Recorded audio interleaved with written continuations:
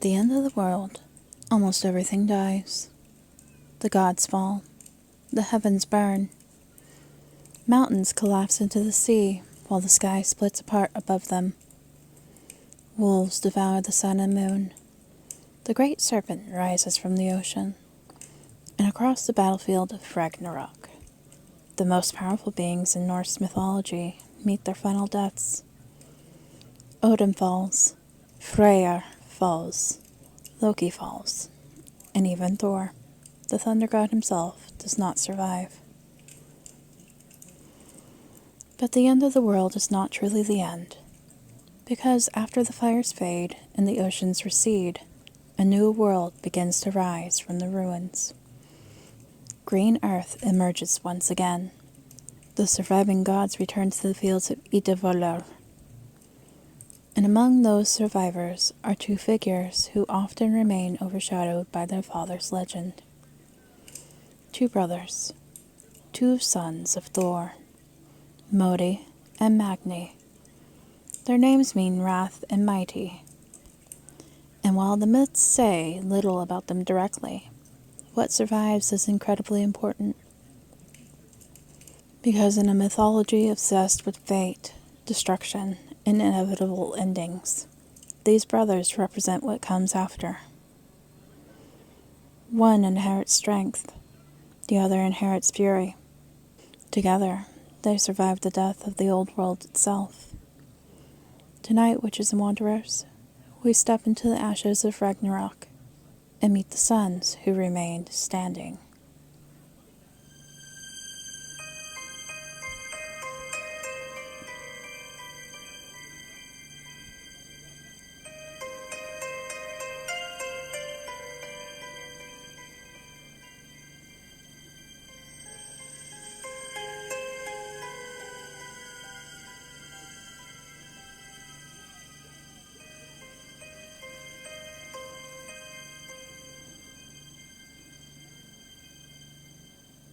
Hello, and welcome back, witches and wanderers, to the Morbid Witch Podcast, where we explore myths, legends, folklore, and the darker stories hidden within cultures across the world.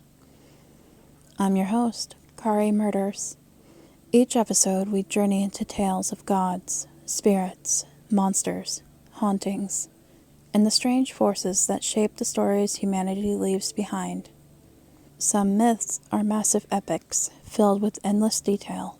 Others survive only in fragments, scattered across ancient texts like echoes from another age.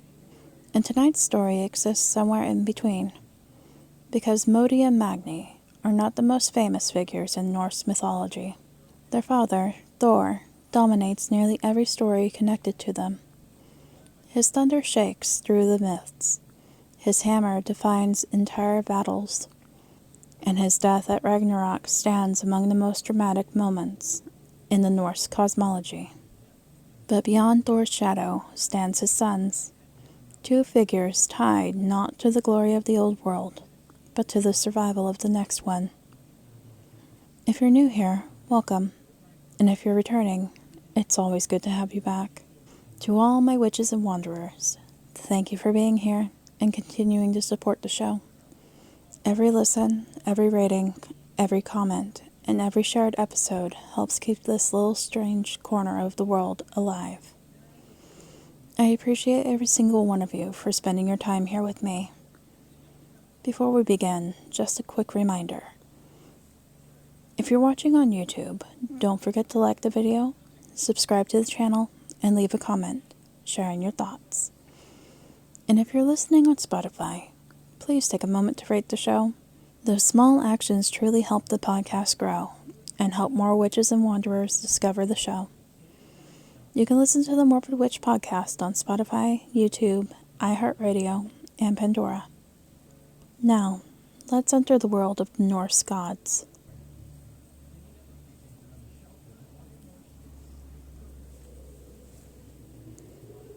In Norse mythology, Thor is one of the most recognizable gods. He is the protector of both gods and humans, the wielder of Mjölnir, and the thunderous force that stands against giants and chaos. His strength is legendary, his temper infamous, and his presence dominates much of the mythology preserved in the Poetic and Prose Eddas. But despite his importance, surprisingly little survives about his children. Thor had several children, including a daughter named Rud, and 2 sons named Modi and Magni. Their names alone reveal much about how the Norse viewed them. Modi translates roughly to wrath or courage, while Magni means mighty or strength. These are not gentle names. They reflect traits closely associated with Thor himself: power, fury, resilience, and force. The sons are almost extensions of their father's identity.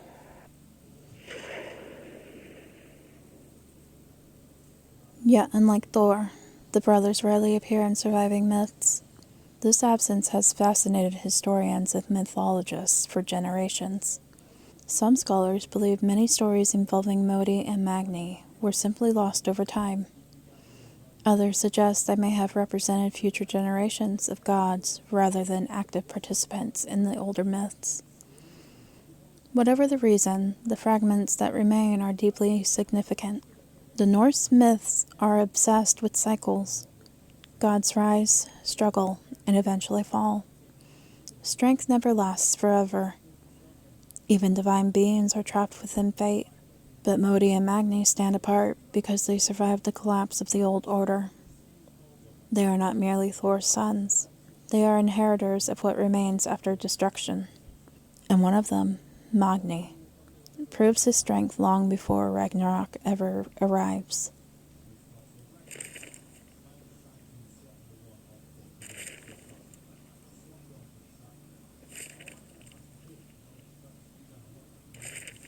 One of the most important stories connected to Magni appears in the myth of Thor's battle against Hrungnir, one of the most dangerous giants in Norse mythology. Hrungnir was enormous, violent, and terrifying. According to the Prose Edda, his head was made of stone, and he carried a massive whetstone as a weapon. His heart itself was described as pointed and rock-like. Everything about him reflected brute force and destruction. The conflict between Thor and Hrungnir begins with arrogance and drunkenness, something surprisingly common in Norse myths. Hrungnir eventually makes his way into Asgard, where he becomes increasingly aggressive. Threats are made, violence becomes inevitable, and naturally, Thor responds. The battle between Thor and Hrungnir is brutal. Thor hurls Mjölnir while Hrungnir throws his whetstone. The weapons collide in mid-air with catastrophic force. Fragments of the whetstone scatter across the world, explaining in mythological terms why stone shards exist within the earth. Mjölnir crushes Hrungnir's skull, killing the giant instantly. But the victory comes with a problem. As Hrungnir falls, one of his massive legs collapses across Thor's neck, pinning the thunder god beneath the giant's enormous weight. None of the other gods are strong enough to move it. Despite Thor's immense power, even he cannot free himself. And that is when Magni arrives. At only 3 nights old in some versions of the story, Magni effortlessly lifts Hrungnir's leg from Thor's body. The image is staggering. A child accomplishing what the assembled gods cannot. Thor is so impressed that he rewards Magni with Hrungnir's horse, Gulfaxi, one of the finest horses in existence. This moment matters deeply within the mythology, because it establishes Magni as something extraordinary, not merely Thor's son, but perhaps even stronger than Thor himself. Compared to Magni, very little survives about Modi directly.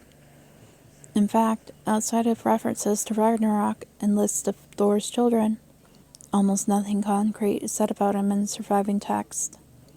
The silence has led to endless speculation among scholars and enthusiasts alike. Was Modi once featured in stories now lost to time?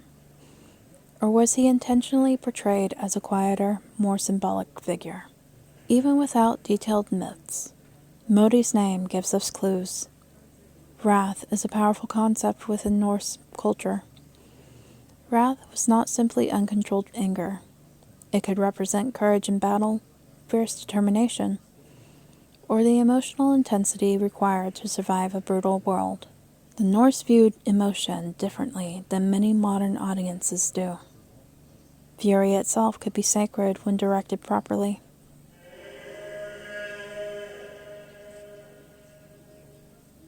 Modi may therefore represent an inherited force within Thor's bloodline. If Magni symbolizes physical strength, Modi may symbolize emotional or spiritual endurance. Together, the brothers embody different aspects of their father's power. One carries might, the other carries wrath. And perhaps that balance explains why both survive Ragnarok. Because strength alone is not enough to rebuild a broken world. Neither is fury alone, but together, they endure.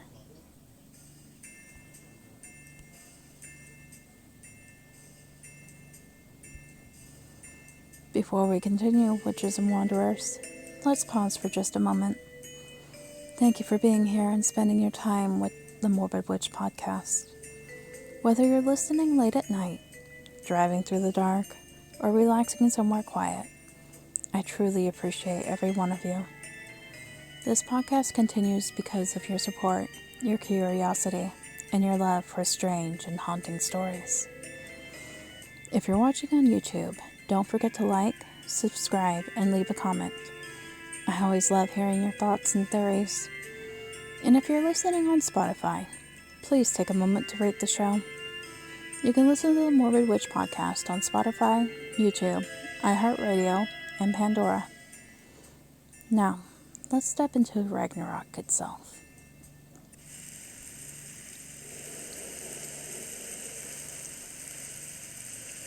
Ragnarok is not simply the end of the world in Norse mythology.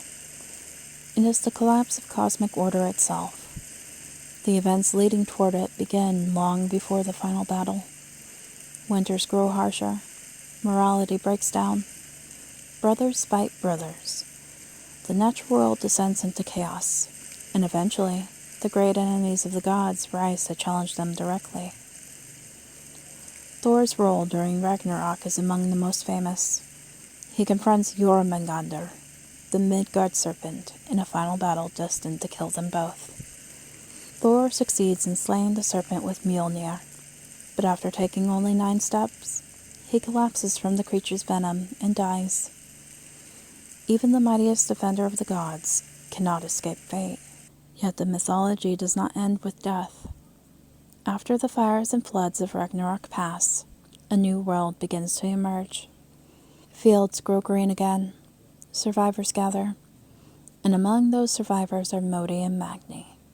The brothers inherit Mjölnir, Thor's hammer, carrying forward the legacy of their father into the reborn world. This detail is incredibly important. Mjölnir survives, Thor does not, and it is his sons who take up the hammer afterward. In many ways, Modi and Magni represent continuity rather than victory. Ragnarok cannot be prevented. The gods cannot stop fate. But something survives beyond destruction. The next generation inherits the ruins of the old world and builds from them. And within Norse mythology, that survival matters more than immortality. What makes Modi and Magni so fascinating is not how much we know about them, but how little. They exist almost like shadows standing at the edge of the mythology. We glimpse them briefly, yet their role carries enormous symbolic weight. They are survivors in a tradition where survival is incredibly rare. The Norse worldview was deeply shaped by hardship. Harsh winters, violent conflict, and uncertainty influenced how people understood existence itself. Their myths reflect this reality. Even the gods are doomed. Yet despite that doom, life continues. Future generations still rise after catastrophe, and Modi and Magni embody that idea perfectly. They inherit not only Mjölnir, but the responsibility of rebuilding. Their survival suggests that strength and wrath, when tempered by experience, can become tools for renewal rather than destruction. They are reminders that endings are never entirely absolute. Something always remains. There is also something deeply emotional about Thor's sons surviving when he cannot. The old generation falls, and the next carries forward what mattered most. It mirrors the human experience of legacy itself. Parents die, children continue, memory survives through inheritance. And perhaps that is why these two shadowy figures continue to capture imagination centuries later. Because hidden beneath the destruction of Ragnarok, they represent hope. Thank you for listening to the Morbid Witch Podcast, and thank you to all my witches and wanderers for continuing to support the show. Every listen, every rating, every comment, and every share helps keep these stories alive. I truly appreciate every one of you spending your time here with me. If you enjoyed tonight's episode, make sure you're following the podcast on Spotify, YouTube, iHeartRadio, and Pandora. If you're watching on YouTube, don't forget to like, comment, and subscribe. And if you're listening on Spotify, please take a moment to rate the show. Until next time, stay strange, stay spooky, and remember, the shadows are always watching.